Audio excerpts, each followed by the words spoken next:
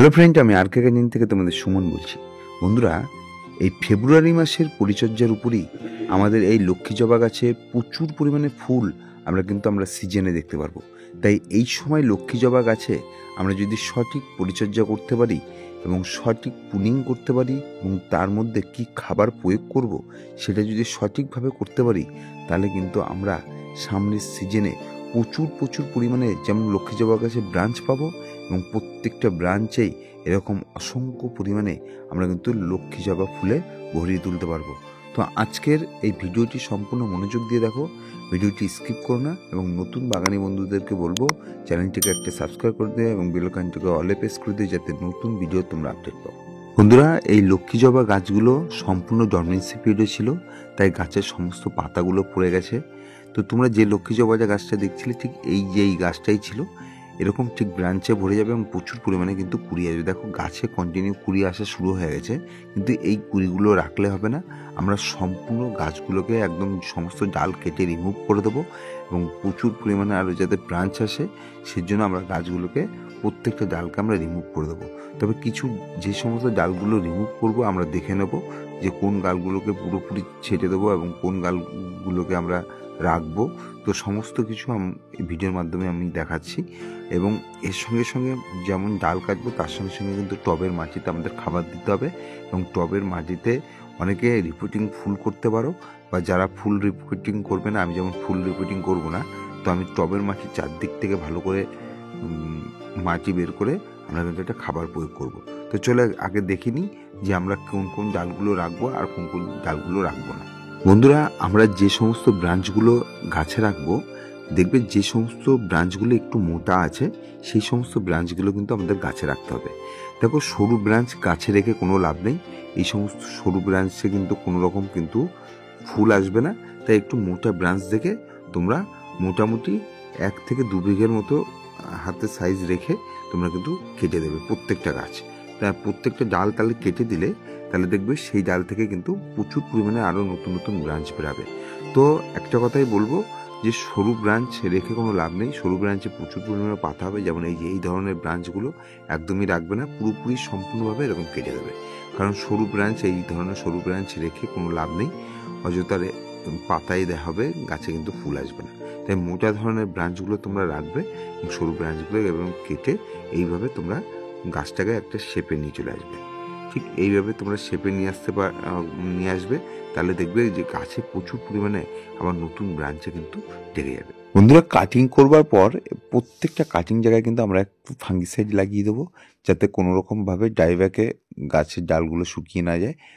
তাই যে কোনো একটা ফাঙ্গিসাইড আমরা কিন্তু ভালো করে গুলিয়ে আমরা কিন্তু এই প্রত্যেকটা ডালের মাথাতে আমরা কিন্তু ভালোভাবে দিয়ে দেবো।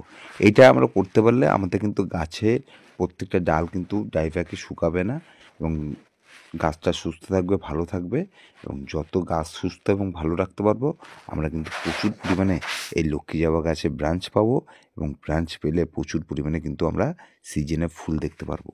তাই তোমরা কিন্তু অবশ্যই ডালগুলো কাটিং করবার পর যে কোনো একটা ফাঙ্গিসাইড দিয়ে তোমরা কিন্তু প্রত্যেকটা ডালের মাথায় মানে যেখানে যেখানে কাটিং করবে সেখানে কিন্তু ভালো করে প্রলেপটা লাগিয়ে দেবে। এটা কিন্তু অবশ্যই করবে, তাহলে গাছ সুস্থ থাকবে, ভালো থাকবে। বন্ধুরা, এবার আমরা কিন্তু টবের মাটিটাকে রিপোর্টিং করব। তবে একটা কথা, যাদের গাছ 1 থেকে 1.5 বছরের মধ্যে টবের মাটিতে আছে তারা নর্মাল রিপোর্টিং করলে হয়ে যাবে, আর যাদের গাছ 2 বছর বা তার অধিক দিন পরিমাণ হয়ে গেছে তারা কিন্তু গাছটাকে ফুল রিপোর্টিং করবে, অর্থাৎ গাছটা টবের থেকে তুলে তোমরা কিন্তু শিকড়কে ভালোভাবে কাটাই করে তারপরে আবার নতুনভাবে প্রতিস্থাপন করবে। তো আমার যেহেতু 1-1.5 বছর বয়স, তাই আমি নর্মাল রিপোর্টিং করব।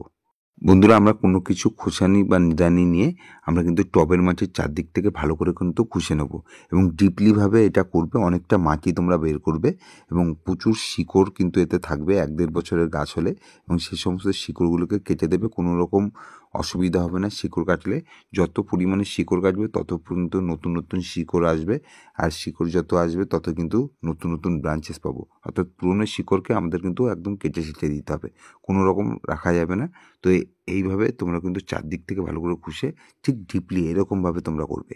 এটা এরকমভাবে ডিপলিভাবে করবে এবং প্রচুর পরিমাণে দেখছো তো আমরা শিকড় প্রচুর পরিমাণে ছাঁটাই করেছি। তো এইভাবে করবার পর এইবার আমরা খাবার গাছে প্রয়োগ করব। বন্ধুরা, আমরা যে খাবারটি নিয়েছি এটা কিন্তু সম্পূর্ণ রাসায়নিক। তোমরা জৈবভাবেও করতে পারবে। জৈবভাবে তোমাদেরকে অবশ্যই বলবো কী কী নেবে। তো যারা রাসায়নিকভাবে করবে তারা এরকম সিঙ্গেল সুপার ফসফেট নেবে হাফ চামচের মতো, এবং হাফ চামচের মতো তোমরা নেবে কিন্তু এরকম ডিএপি সার। ডিএপি সার এবং সিঙ্গেল সুপার ফসফেট নেওয়া হয়েছে। সিঙ্গেল সুপার ফসফেটে কিন্তু প্রচুর পরিমাণে শিকড় রুট আনতে সাহায্য করে, এবং ডিএপিতে কিন্তু প্রচুর পরিমাণে ব্রাঞ্চ বাড়াতে কিন্তু সাহায্য করে। গাছে যখন নতুন নতুন ব্রাঞ্চ আসবে এই ডিএপি সারের জন্য। এবং পটাশ সার অবশ্যই প্রয়োজন। যা গাছে বিভিন্ন খাবার দিই না কেন পটাশ সারের অবশ্যই প্রয়োজন। তাই তোমরা লাল পটাশ বা 0050 তোমরা কিন্তু নিয়ে নিতে পারো। আর এটা তোমরা দেখতে পাচ্ছ, এটা তোমরা কিন্তু ম্যাগনেসিয়াম সালফেট তোমরা অবশ্যই নেবে। এবং এটা হচ্ছে সবার শেষে সিউইড দানা। এটা প্রত্যেকেই রাখবে। সিউইড দানাটা দারুণ মাইক্রো নিউট্রিয়েন্টসের কাজ করে এবং খুব দারুণ রেজাল্ট এই সিউইড দানাতে। এবং পরের যেটা দেখছো এটা টবের মাটিতে যাতে পিঁপড়ে বা কিছু বা বিভিন্ন ধরনের পোকা মাকড়ের উৎপাতটা যাতে না হয় এই জন্য ফিউরিডন হাফ মানে 2 চিমটির মতন তোমরা নিয়ে নেবে, মাটিতে দিয়ে দেবে। তো এই যারা এইটা রাসায়নিকভাবে করছো রাসায়নিকভাবে, আর যারা জৈবভাবে করতে চাইছো তারা শিংকুচি নিয়ে নেবে 1 মুঠের মতো, হাড় গুঁড়ো নিয়ে নেবে 1 মুঠের মতো, এবং নিমখোল 1 থেকে 1.5 চামচ, এবং তোমার নিমখোল নিয়ে নেবে, এবং এর সঙ্গে সঙ্গে সর্ষের খোল নিয়ে নেবে 1 থেকে 1.5 চামচ। তো এইভাবে সমস্ত উপাদানকে তোমরা কিন্তু ডাইরেক্টলি দেবে না, 5-7 দিন ভালো করে পচিয়ে নেবে। পচিয়ে নেবার পর জৈব খাবারটা তারপরে তোমরা কিন্তু দেবে। তো আমরা কিন্তু এই খাবারটা ডাইরেক্টলি দেবো না, আমরা একটা কম্পোস্ট সারের সঙ্গে আমরা এই খাবারটা দেবো। তো আমরা সমস্ত উপাদান এই কম্পোস্ট সারের সঙ্গে আমরা দিয়ে দেবো, দিয়ে ভালো করে মিক্সড করব। মিক্স করবার পর আমরা কিন্তু টবের মাটিতে দেবো। বন্ধুরা, জৈবভাবে তোমরা করতে পারো। পটাশের উৎস হিসাবে তোমরা কিন্তু কলার খোসা বা বায়ো পটাশ এগুলো দিতে পারো। তো রাসায়নিকভাবে আমি এটা এই কারণে করলাম যে রাসায়নিকের কাজটা খুব দ্রুত হয়, জৈবভাবে করলে একটু ধীরে হয়। তো আমি রাসায়নিক এবং জৈব দুটোতেই কাজ করি। দেখো এই খাবারটা দেওয়ার পর তারপর আমি কিন্তু জৈব তরল লিকুইড খাবার দেবো। তো এখন কিছু করবে না, প্রথমে এই কাজটা হচ্ছে আমাদের মাটি যে টবের চারদিক থেকে মাটি আমরা ভালো করে খুশিয়ে নেবার পর আমরা এই খাবারটা দেবো। যারা রাসায়নিকভাবে করছো তারা এই খাবারটা দেবে, এবং জৈবভাবে যারা করছো তোমাদেরকে বলে দিলাম শিংকুচি, হাড় গুঁড়ো, নিমখোল, আর সর্ষের খোল, আর কলার খোসা বা বায়ো পটাশ, এই কিছু উপাদান ভার্মি কম্পোস্ট বা গোবর সারের সঙ্গে মিশিয়ে তোমরা কিন্তু প্রয়োগ করবে। এটা হচ্ছে জৈবভাবে করবে। তো আর যারা রাসায়নিকভাবে করবে তোমাদেরকে যেটা আমি দেখালাম তোমরা ঠিক সেম জিনিস তোমরা দেবে, ভালো রেজাল্ট কিন্তু পাবে। খুব কম সময়ে নতুন নতুন ব্রাঞ্চেস পাবে এবং প্রচুর পরিমাণে ফুল সিজনে তোমরা কিন্তু দেখতে পারবে। বন্ধুরা, এই চারদিক থেকে এবার আমরা এই খাবারটি দিয়ে দেবো। খাবারটি দিয়ে দেওয়ার পর আমরা যে মাটি চারদিক থেকে করেছিলাম সমস্ত মাটিটা আমরা এর উপর থেকে দিয়ে দেবো। তো খাবারটা ভালো করে মিক্স করবার পর দিয়ে দেওয়ার পর মাটি দিয়ে দিলে এরপর কিন্তু ভরপুর মাত্রায় কিন্তু জল দিয়ে দেবে। তবে হ্যাঁ, টবের ড্রেনেজটা দেখবে। যারা টবের মাটি মানে টবটাকে পুরো ফুল রিপোর্টিং করছো না, অর্থাৎ গাছটা পুরোপুরি শিকড় কেটে রিপোর্টিং করছো না, তারা নিচের দিক থেকে দেখে নেবে যাতে টবের মাটির হোলটা ঠিক থাকে, যাতে জল পাসিংটা ভালো হয়, কারণ বর্ষাকালে না হলে প্রবলেম হবে। এইগুলো একটু লক্ষ্য করবে। এটা করবার পর বন্ধুরা, আমরা রিপোর্টিং করবার পর আমরা এই গাছটাকে নর্মালি একটু ছায়া জায়গায় রাখবো। খুব বেশি ছায়া জায়গা না, গাছের নিচে রাখলেই হবে, এখন রোদের বেশি তাপ নেই। তারপরে আমরা কিন্তু সম্পূর্ণ ভরপুর মাত্রায় রোদে দিয়ে দেবো। ঠিক 10 দিন পর থেকে আমরা এই গাছে একটা খাবার প্রয়োগ করব। কি খাবার প্রয়োগ করব? আমরা 12-61-0 এনপিকে 12-61-0 আমরা 2 গ্রাম পার লিটার নিয়ে আমরা টবের গোড়াতে আমরা দিয়ে দেবো। ঠিক যে 4 দিন পর মানে প্রথম দিন আমরা দিলাম 12-61-0, ঠিক তার 4 দিন পর আমরা হিউমিক অ্যাসিড আমরা কিন্তু 2 গ্রাম পার লিটারে নিয়ে আমরা কিন্তু টবের মাটিতে প্রয়োগ করব। এটা আমরা করব কেন? গাছে প্রচুর পরিমাণে নতুন নতুন রুটে ভরে আসবে, আর যত নতুন রুট হবে তত কিন্তু গাছের ডেভেলপ হবে এবং গাছের নতুন নতুন ব্রাঞ্চেস আসবে। আর যত ব্রাঞ্চেস আসবে তত কিন্তু আমরা গাছে লক্ষ্মী জবা গাছে প্রচুর ফুল পাবো।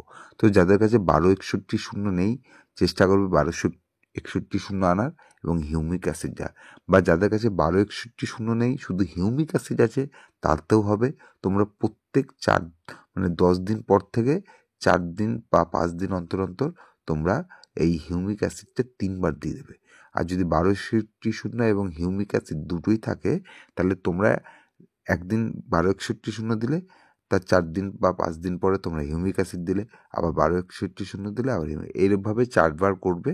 2 বার 1261 আর 2 বার হিউমিক অ্যাসিড এইবার দিলেই তাহলে কিন্তু হয়ে যাবে। বা যাদের কাছে শুধু হিউমিক অ্যাসিড আছে 4 বারই হিউমিক অ্যাসিড দেবে, 4 দিন 5 দিন গ্যাপ করে করে দেখবে প্রচুর পরিমাণে রুট আসবে এবং গাছের প্রচুর পরিমাণে নতুন ব্রাঞ্চেস বেরাবে এবং গাছে প্রচুর পরিমাণে লক্ষ্মী জবা ফুলে কিন্তু ভরপুর মাত্রায় পাবে তোমরা এই সিজনে। তো বন্ধুরা, আজকে ভিডিওটি এখানে শেষ করলাম। তোমরা ভালো থেকো, গাছকে ভালো রেখো।